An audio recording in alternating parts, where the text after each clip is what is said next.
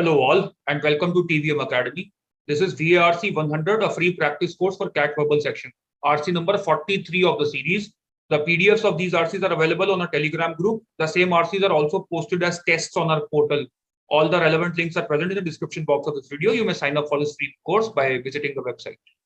Let's begin. So in the first paragraph of this passage, author says that intellectual authority of arguments that are well reasoned is not always consistent with institutional authority of arguments enforced by social institutions. So basically, there are some arguments which are well reasoned, therefore they possess intellectual consistency, intellectual authority. But there are some other arguments which may not be well reasoned, but because they are implemented or enforced by social institutions such as courts, such as legal systems, they possess what we call institutional authority because they come from a social institution. Okay. In the second paragraph, author says that some critics believe that intellectual authority does not exist without institutional consensus, institutional support. So the arguments which are thought to have intellectual authority, it is so because they are also supported by some institution, some social institution. That's why they possess. Some critics think it's not author's point of view. Please note that. Third paragraph, author says these same critics also suggest that legal institutions, courts, etc., are based on precedent. Precedent means previous cases, previous examples. So because they take decisions on the basis of what similar cases in the past would look like, or what decisions were taken in similar cases in the past, they are essentially based on institutional authority. Therefore, this is critics' point of view, but author rejects these critics. And he says, he contradicts them, and he says, when a decision or a law is revised, when the laws are modified, of course, there is an element of intellectual authority in that. Therefore, legal institutions, author believes, therefore, that legal institutions are not entirely based on institutional authority. There is some degree of intellectual authority also involved. Okay.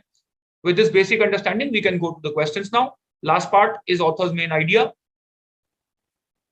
that the legal systems contain a significant degree of intellectual authority, even if the main power is that of the institution. Okay. Question number 1, main idea of the passage. Option A, although some people argue that the authority of legal system is purely intellectual, these systems also possess institutional authority. It's the converse of what the author is saying. It's the converse. Some people do not argue that legal systems are purely intellectual. These critics argue that they're purely institutional. And author says that they also involve a degree of intellectual authority. So the point of views have been, reversed, wrongly attributed. Okay. Option A, factually incorrect. Option B, although some argue that the authority of legal systems is purely institutional, correct. These systems are more correctly seen as intellectual in nature. Tempting choice. But option B means that they are not institutional. They are primarily intellectual. They are more correctly seen as intellectual, which means they are primarily intellectual. No, author does not feel that they are primarily intellectual. He only says that they involve a significant degree of intellectual authority, even if predominantly they are institutional only. So author also agrees that yes, predominantly they are institutional, but there is some degree of intellectual authority also. So they're not primarily intellectual, but there is some degree of intellect involved. This part of second part of one's choice B therefore makes it wrong. Factually incorrect again. Option C, although some argue that the authority of legal systems is purely intellectual, wrong again, for the same reason that A was wrong. Misrepresentation of facts. Some people don't feel this, author feels this. And that too, even author does not feel that they're purely intellectual. They're predominantly institutional only, but there's some degree of intellectual. Okay. So this is factually incorrect. Although some argue that the authority of legal systems is purely institutional, correct. These systems possess a certain degree of intellectual authority due to their ability to reconsider badly reasoned arguments in the past. Okay, so option D is the correct answer of this choice. Easy question. That some arguments never receive never receive institutional imprimatur. Imprimatur means approval. That some arguments never receive institutional approval most likely means that these arguments are what? Okay. Option A, they fail to gain institutional consensus. Correct. They fail to gain. This is the meaning of this expression. They fail to challenge the institution. There's no talk of challenge. Imprimatur means approval. So basically, this becomes a vocab-based question. If you know the meaning of the word imprimatur, you just have to interpret the phrase. Option C, they fail to conform to the example of precedent. It's not, precedent is only talked about in the legal context, not in every social institution's context. So this is too narrow.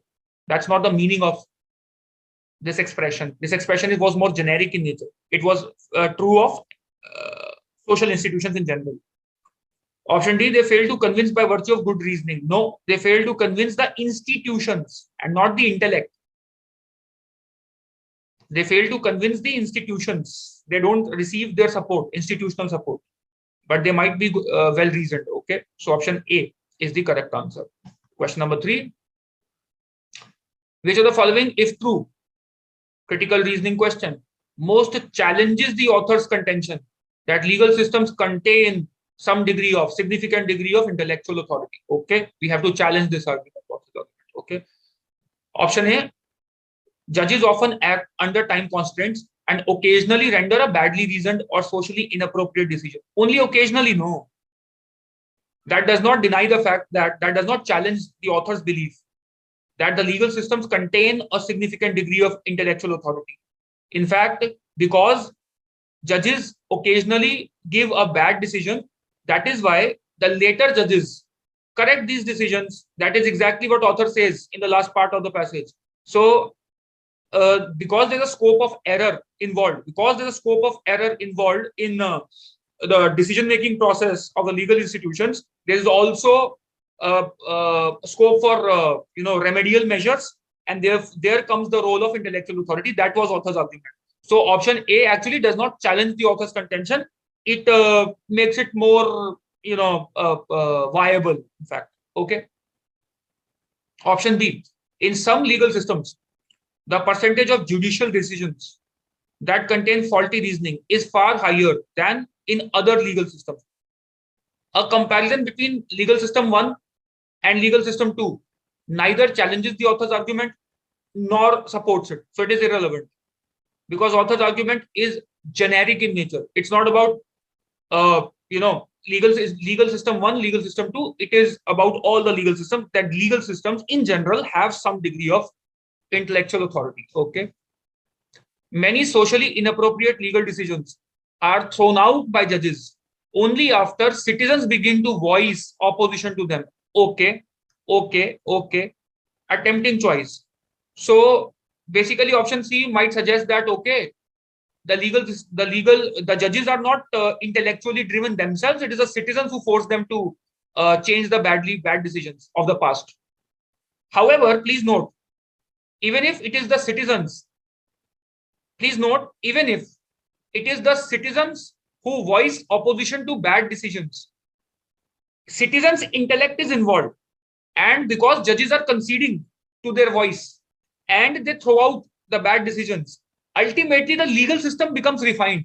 And the legal system therefore becomes based on some element of intellect. Maybe judges' intellect, maybe citizens' intellect. That does not matter. But ultimately, the bad decisions are getting thrown out. And it is on the basis of good reasoning, or it is on the basis of citizens' reasoning, well-reasoned arguments. So the legal system as a whole, therefore, does involve some degree of intellect. It might not be judges' intellect, it might be citizens' intellect. So option C does not challenge the author's argument, okay, though it was a tempting choice. Option D, judges are mostly subject to validation bias. So they validate the previous decisions, okay, when reviewing the previous legal decisions. So basically, mostly, judges don't change the previous decisions, even if they are bad, because they have a validation bias. They're biased towards the previous decisions. That directly challenges the author's assumption that, in fact, author's argument that in the revision process of law, intellectual authority is involved. Option D is the correct answer. Fourth question. Given the information in the passage, the author is least likely to believe which of the following. Okay, least likely to believe. Let's see. Option A, institutional authority may depend on coercion, but intellectual authority never does. Okay. In fact, author will believe in this.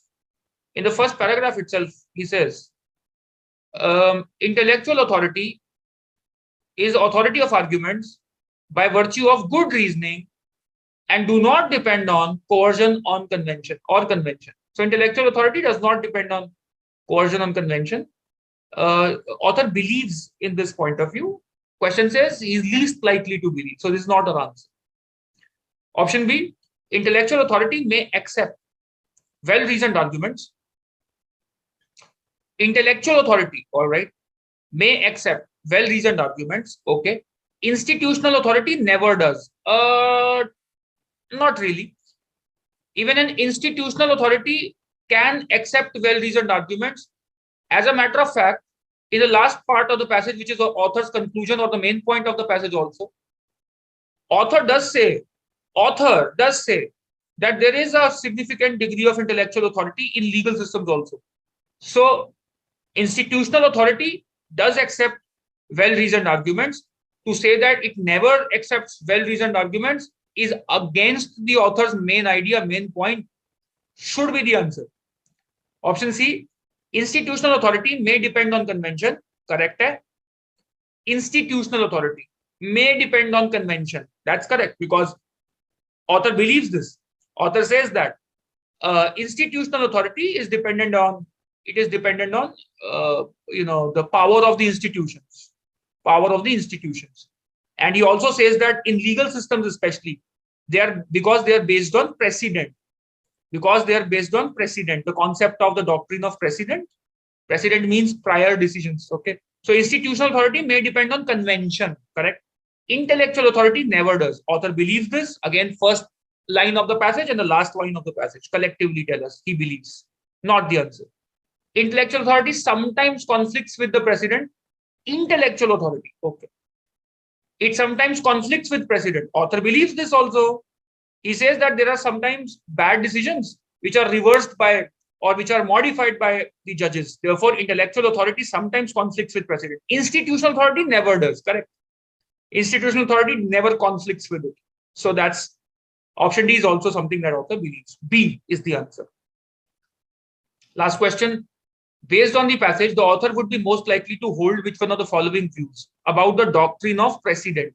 Okay, last paragraph is the source specifically. Option A, it is the only tool the judges should use. Never. It is contrary to what the author thinks. Author in fact supports the idea that if a precedent is badly reasoned, the judges reverse it, modify it, and he welcomes this process. Okay, this exercise. So option A is contradictory. They should not entirely use precedent. They should also use their intellect.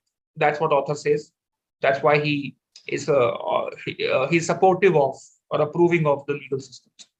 Option B, it is a useful tool in theory, but in practice, it invariably conflicts with the demands of intellectual authority. Invariably, which means institutional authority of the doctrine of precedent is always in conflict with institutional authority or reason. Not the case. It's not always in conflict, sometimes in conflict when it is badly reasoned. Only on these occasions. So this is exaggerated. The modifier is wrong. Goes out. It is a useful tool, but lacks intellectual authority unless it is combined with reconsideration of decisions. Okay, probably correct. Last paragraph clearly says that the doctrine of precedent in itself is only based on purely based on pure example of institutional authority. This line, pure example of institutional authority. But when the decisions are reconsidered, then there's an element of intellectual authority also involved. See the answer. It's often an unreliable tool because it prevents judges from reconsidering. Again, contradictory to what the passage says. Passage says that, author says that they do reconsider the decision sometimes. So it doesn't prevent them, really. Option C is the correct answer. Hope you enjoyed the passage, guys. Keep watching, keep liking, keep sharing word about TVM Academy. Also, we are launching our flagship course, Practice Batch, VRC Booster Course, on the 25th of June, Saturday. Classes will be held 4 days a week. More information to come out soon. If you are interested, please fill out the form because there are limited seats for this batch. We are only going to, the maximum intake is 300. Therefore, please fill out the application form and book your seat. First come, first serve basis. Thank you very much. Keep watching, keep improving. Cheers to learning. Bye.